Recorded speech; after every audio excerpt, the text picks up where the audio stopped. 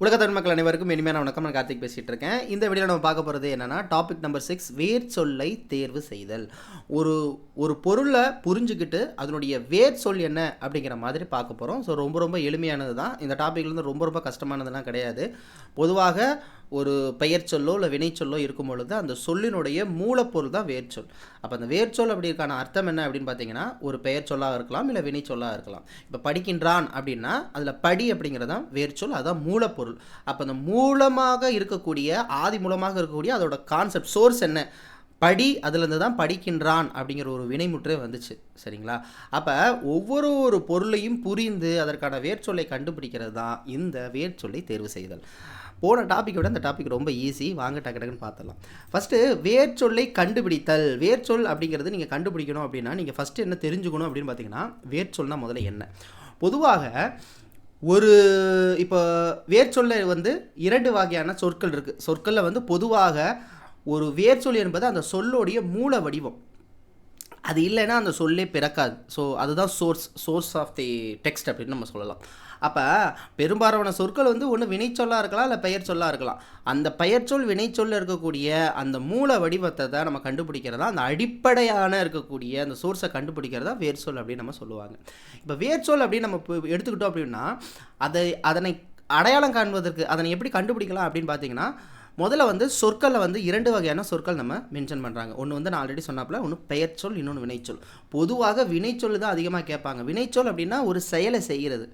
அதாவது தோண்டுபவன், இல்லை படிக்கின்றவன், இல்லை படித்தான், இல்லை படிப்பேன், இல்லை ஓடுவேன், ஆடுவேன், சென்றேன், வந்தேன், இந்த மாதிரி ஏதோ ஒரு செயலை பற்றி குறிக்கிறது தான் வினைச்சொல் அப்படின்னு சொல்லுவோம். ஒரு வினையை கொண்டு ஒரு பெயர், ஒரு வினையை கொண்டு இருக்கிறது தான் வினைச்சொல் அப்படின்னு எல்லாருக்குமே தெரியும். அப்போ வினையை கொண்டு முடியக்கூடிய சொற்கள்.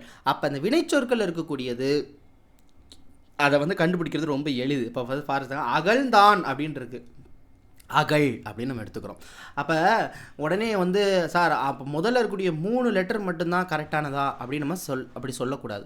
அதோட பொருளை புரிஞ்சுக்கிட்டு தான் அதை நீங்கள் ஒரு ஏவல் மாதிரி செல், படி, போ, இந்த மாதிரி அதனுடைய வேர்ச்சொல் அப்படிங்கிறது ஒரு ஏவல் மாதிரி தான் இருக்கும்.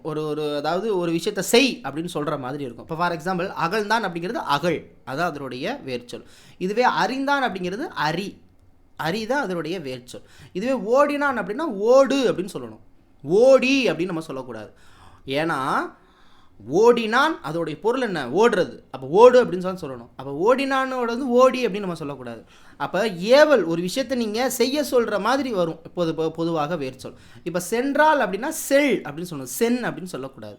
அப்போ நீங்கள் என்ன விஷயத்தை நல்லா புரிஞ்சுக்கணும் அப்படின்னு பார்த்தீங்கன்னா, அதனுடைய ஆர்ஜின் என்ன விஷயத்த சொல்கிறாங்க அப்படிங்கிறத முதல்ல தெரிஞ்சுக்கணும். இப்போ அடுத்து பாருங்கள், பெயர்ச்சொல் அப்படிங்கிறது தான் உங்களுக்கு கஷ்டமாக இருக்கிற மாதிரி இருக்கும்.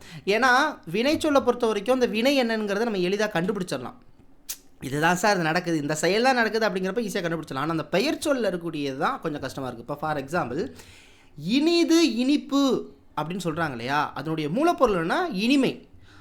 அந்த இனிமையை வச்சு தான் இந்த இனிப்பு, இனிது அப்படிங்கிற வார்த்தையே வந்துச்சு.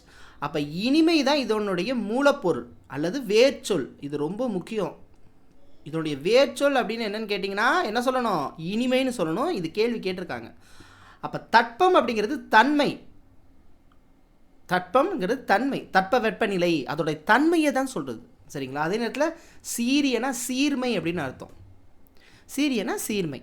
அதே நேரத்தில் வேர் சொல்லக்கூடிய வினைமுற்றுக்கள் சொற்கள், வினைமுற்று சொற்கள்லாம் தெரியும். படித்தான், சென்றான், ஒரு வினையை கொண்டு முடியக்கூடிய சொற்கள், அதுவும் நீங்கள் சொல்லலாம். அடித்தால்னா அடி, படித்தல்னா படி, தவான் அப்படிங்கிறது தா அப்படின்னு நம்ம சொல்லிடலாம்.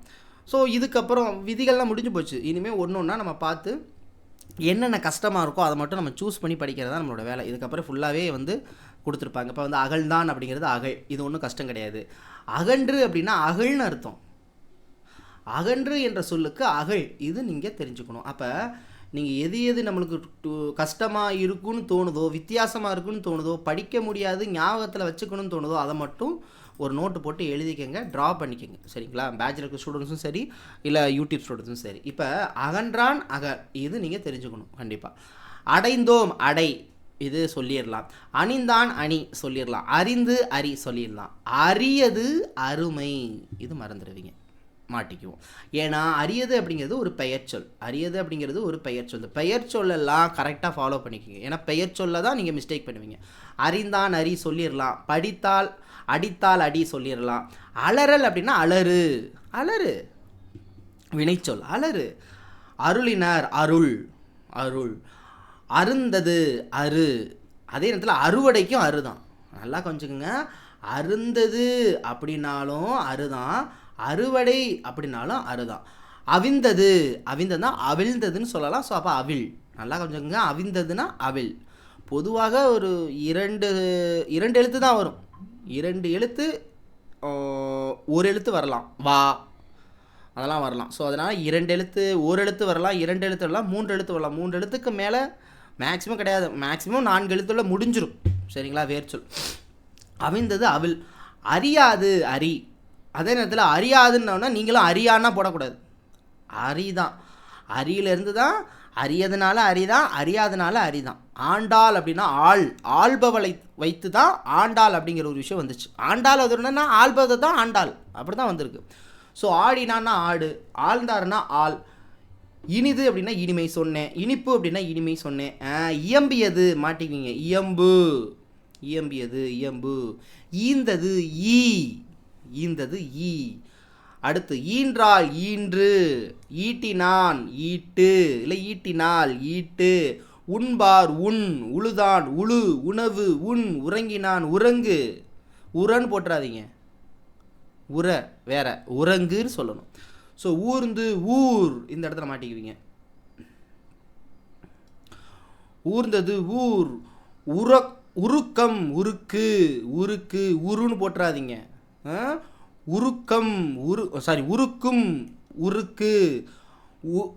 உழுவித்தான் உழுவி, உழுன்னு சொல்லக்கூடாது, உழுவித்தான்னா உழுவி. உள்ளம் உள், உள்ளீடு உள். எஞ்சிய எஞ்சு, எடுக்கும் எடு, எண்ணிய எண், எய்தான் எய், எடுத்தான் எடு, எழுந்தான் எழு, எழுதினான் எழுது. ஏத்துதல் ஏத்து, ஒட்டுதல் ஒட்டு, ஒளிந்தான் ஒளி, ஒட்டுவிப்பு ஒட்டுவி. இங்கே பாருங்க, நல்லா கொஞ்சுக்கங்க. ஒட்டுதல், இந்த இடத்துல ஒட்டுன்னு எழுதியிருக்காங்க. ஒட்டுவிப்பு, இந்த ஒட்டுவி, ஒட்டுவினா ஒட்டுவின்னு தான் எழுதணும். இதெல்லாம் ரொம்ப ரொம்ப முக்கியம். ஏன்னா ஒட்டுவிப்பு அப்படின்றவனே நீங்கள் ஒட்டுன்னு எழுதிக்குவீங்க. ஒட்டுவிப்பு ஒட்டுவின்னு எழுதணும். சரிங்களா? புரியுதா? எஸ். அப்புறம் ஒட்டியது, ஒட்டியது ஒட்டுந்தான் வரும். ஒட்டு. ஓடாது ஓடு, ஓடினான் ஓடு, ஓதியவர் ஓதி. கற்க கள், கற்க கள். கடையல் கடை, கற்றான் கள். கற்க கற்றேன், கற்றான், கற்பித்தான். கற்பித்தானுக்கு கற்பி, கற்பித்தானுக்கு கற்பி. கற்றேன் கல். காட்சியில் கான், காட்டியது காட்டு. அதே நேரத்தில் கண்ட, கண்டனன் அப்படின்னா கான் அர்த்தம். இது மாட்டிக்குவீங்க. கண்டு அப்படின்னா கண்ணுன்னு எழுதிட போகிறீங்க. கண்ணு கிடையாது, கான் எழுதணும். கான். சரிங்களா? கான் அப்படின்னு தான் நம்ம சொல்லணும். ஸோ இதெல்லாம் மறந்துடாதீங்க. இதெல்லாம் ரொம்ப ரொம்ப முக்கியமானது. சரிங்களா? ரொம்ப ரொம்ப முக்கியம். இது மிஸ் பண்ணிடுவீங்க. கற்றான் கல், கடித்தான் கடி, காணாமை கான், காட்டுவான் காட்டு, காத்தான் கா. இந்த பாருங்க, காத்தான் காத்தவன், கா கா தான் வருது. வெறும் கா. கா அப்படிங்கிற ஒரே ஒரு எழுத்தால் உருவானது தான், ஒரு எழுத்து தான் கா. காத்தான், காத்தவன். காண்பார் அப்படிங்கிறது கான். கூவல் வெறும் கூ. சொன்னேன் பார்த்தீங்களா, ஒரு இடத்துல வரும்னு. கூ. கேட்க கேட்டல்ங்கிறது கேள், கேள். கொண்டான் கொள், கொள். கொண்டான் கொள். அடுத்து கொண்டு வித்தான் கொண்டு, கொண்டு வித்தான் கொண்டு. கொன்றதை கொள், கொன்றதை, கொன்றதை கொள். கொடாமை கொள். குறைந்தது குறை. குடித்தான் குடி, குளித்தான் குழி. கூறினான் கூறு. கொல்லுதல் கொள், கொல்லுதல் கொல். கொன்றான் கொல். கொல் அப்படின்னா கொல். கொன்றான்னா கொல். கொய்தான்னா கொய். சாய்ந்தது சாய். சாற்றினான் சாற்று. சிரிப்புனா சிரி. வித்தியாசமானது இருக்கிறது மட்டும் நான் அழுத்தி சொல்கிறேன். சரிங்களா? சரிந்தான் சரி, சிரித்தான் சிரி. சிதறிய சிதறு, சீரிய ஆல்ரெடி சொன்னேன். சீர்மை. சீத்தால் சி சி சுட்டது சுடு சுருட்டினான் சுருட்டு சூடினான் சூடு ஆமாம் சூடினான் சூடு சென்றால் செல் செல்வான் செல் சேர்ந்தான் சேர் சொன்னான் சொல் செத்தான் சா சொன்ன பார்த்தீங்களா சாங்கிறது அதோடைய வேர்ச்சொல். செய்கிறாள் செய் சென்றவள் செல் சோர்வு சோர் தந்தான் தட்டுவான் தட்டு தாண்டினான் தாண்டு தட்பம் தன்மை இது ஆல்ரெடி பார்த்தோம். தாவியது தாவு தாழ்வு தாள் திறந்தது திற திருத்தினான் திருத்தினான் திருத்து தீயந்தது தீ இது மாட்டிக்குவீங்க. தீயந்தது தீ தீ தீ முக்கியம் சரிங்களா.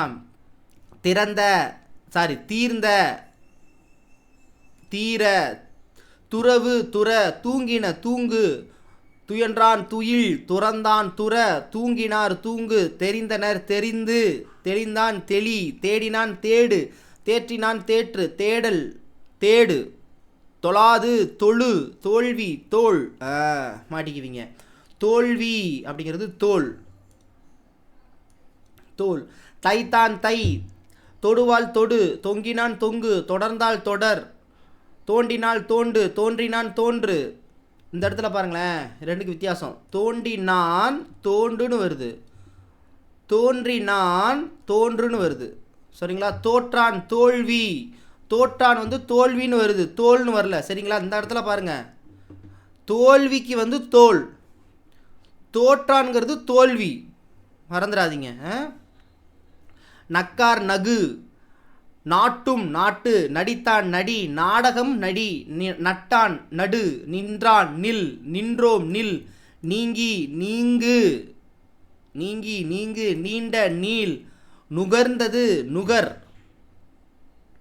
நெட்டினான் நெட்டு நேர்ந்தது நேர் நோக்கம் நோக்கு நோக்கினான் நோக்கு நாடிய நாடு நாடியங்கிறது வந்து நாடு.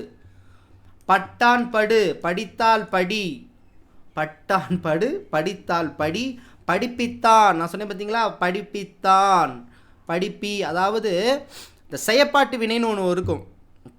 கற்பித்தான் கற்பி தான் சொல்லணும். தோற்றுவித்தான் இங்கே வந்து படிப்பித்தான் படிப்பி. பருகுவான் பருகு பழுத்தது பழு பாய்ச்சல் பாய் பார்த்தல் பார் படுத்தான் படு பறித்தான் பறி பற்றினான் பற்று பால்த்த பால் பிணங்கினான் பிணங்கு பிரித்தார் பிரி புக்கம் புகு புகழ்ந்தான் புகழ் பூண்டான் பூன் பூசுதல் பூசு பூப்பு பூ பொறாமை பொறு பெற்றால் பெற பொருத்தினான் பொறுத்து பொருந்தின பொருந்து போனான் போ. இதில் சில இது சொல்லியிருக்கேன். அறிந்தான் என்ற வேறு சொல்லின் அதாவது நல்லா கொஞ்சிக்கோங்க. நீங்கள் இப்போ கொஸ்டின் சாம்பிள் கொடுக்குறேன் அப்படின்னா நீங்கள் ஒரு ஆன்சர் வந்துட்டால் அந்த ஆன்சர் ஆப்ஷனில் இருக்கான்னு பாருங்கள். ஃபஸ்ட்டு எடுத்தோன்னா ஆப்ஷனை பார்க்காதீங்க மண்டை குழம்பிடும். அப்புறம் இதுவான்னு வரும். இப்போ அறிந்தான் அப்படின்னா அரி தான் வரும். அப்போ அரி இருக்கான்னு தான் பார்க்கணும். இப்போ கொண்டான் அப்படிங்கிறது கொள் கொன்னுன்னு சொல்லக்கூடாது நான் சொன்னேன் கொள் ஆப்ஷன் பி சரிங்களா. அடுத்து அடைந்தோம் அடைந்தோங்கிறது அடை ஓடினான்ங்கிறது ஓடு சிரித்தான் சிரி சென்றால் செல் கூறினான் கூறின்னு வரும் கூறுன்னு வரும் கூறினான் கூறுன்னு வரும். தந்தான் தா படித்தல் படி சுட்டது சுடு குளித்தான் குழி சாய்ந்தது சாய் சொன்னான் சொல் ஓகேவா. எழு காடும் இந்த இடத்துல காடும் அப்படிங்கிறது கான் குறிக்கும். காடு கிடையாது கான் காடும் அப்படிங்கிறது கான். பருகுவான் பருகு பழுத்தது பழு குறைத்தது குறை அவிழ்ந்தது அவிழ் பி 21க்கு ஆப்ஷன் பி. நின்றான் நில் ஓகேங்களா. தவறியது தவறு சரிங்களா. சுருட்டினான் சுருட்டு கரெக்டாக சுருட்டு சுரு சொல்லக்கூடாது சரிங்களா. புரியுதானே சொல்கிறது. சுருட்டினான் சுருட்டு தெளிந்தான் தெளி தண்டினான், தண்டினான், தாண்டு, தண்டினான்னா தாண்டு. அதே போல் படுப்பித்தான், படுப்பி, படுப்பித்தான்ங்கிறது படுப்பியை குறிக்கும், மறந்துடக்கூடாது. அது தாவியது தாவு, தாவியது தாவு சொல்லிடுவீங்க. ஈன்றால், ஈன்றால் ஈன்று, ஈருன்னு சொல்லக்கூடாது, ஈன்று, ஈன்றால் ஈன்று, ஈந்தது ஈ, முடிஞ்சு போச்சு. ஸோ அவ்வளோதான். Thank you so much. நல்ல முறையில் படிங்க. ஸோ இதுக்கு ஒரு 20 கொஸ்டின்ஸ் நான் உங்களுக்கு குரூப்பில் வாட்ஸ்அப்பில் கொஸ்டின்ஸ் கேட்குறேன், ஃபாலோ பண்ணிக்கோங்க. அதே நேரத்தில் எப்போதும் சொல்லக்கூடிய விஷயம் தான், வேர் சொல்லாக இருந்தாலும் சரி, ஒருமைப்பன்மையாக இருந்தாலும் சரி, எதாக இருந்தாலும் சரி, நீங்கள் பண்ண வேண்டிய விஷயம் என்னென்னா, புரிஞ்சு தெளிவாக நிதானமாக இதுதான் ஆன்சராங்கிறத கன்ஃபார்ம் பண்ணிவிட்டு தான் அடுத்த கொஸ்டின் போகணும். இதெல்லாம் ஈஸி அப்படின்னு சொல்லிட்டு போகக்கூடாது. கொஞ்சம் தான் மிஸ் ஆகும். அந்த ஒரு கொஸ்டின் உங்களை வேலை இல்லாத அளவுக்கு கூட தள்ளி போயிடும்.